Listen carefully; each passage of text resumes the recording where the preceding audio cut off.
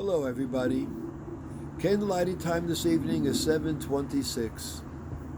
This Shabbos, once again, we're going to read two portions, Achrei Mos and Kedoshim.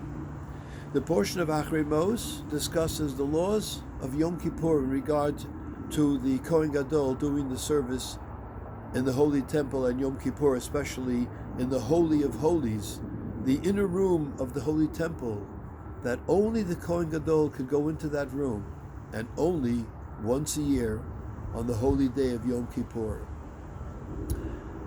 The Rambam, when he discusses the laws of Yom Kippur, he focuses on the fact that when the Kohen Gadol would finish the service, he would be accompanied home with tremendous joy. All his friends would accompany him with singing and dancing. It was like a mini parade, because they were so happy that the Kohen Gadol was successful in doing the service in Yom Kippur, a service which is complicated and very demanding. And then in the evening, at the end of Yom Kippur, the Kohen Gadol would celebrate with his wife and children and have a special meal called a Thanksgiving meal, thanking the Almighty that he was successful in doing the service on Yom Kippur.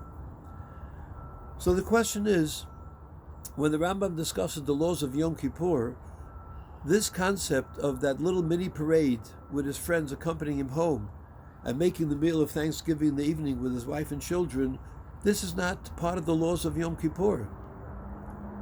So to understand this, the Rebbe explains that it is the goal of every single Jew to bring godliness and holiness into the world. When we look at Yom Kippur, we see something of a dichotomy. On the one hand, the Kohen Gadol, several days before Yom Kippur, has to separate himself from his family, seclude himself, and try to reach a very high level of holiness and sanctity. Obviously, being together with his wife and children would interfere with trying to reach this very high level of holiness and sanctity. And yet, at the same time, we are told in the Torah that when the Kohen Gadol enters into the Holy of Holies, he has to pray for the welfare of his wife and the welfare of his children. As a matter of fact, if the Kohen Gadol is not married, he has no wife, he can't do the service. If the Kohen Gadol has no children, he can't do the service. So how do we understand this? So as I said before, the Rebbe explains that every single Jew has a mission on this world to bring godliness and holiness into the world. And as much as we're involved in Torah study and doing mitzvahs, we have to be able to connect with others, reach out to others, reach out to the outside world, and have an effect on them, and bring holiness into their lives.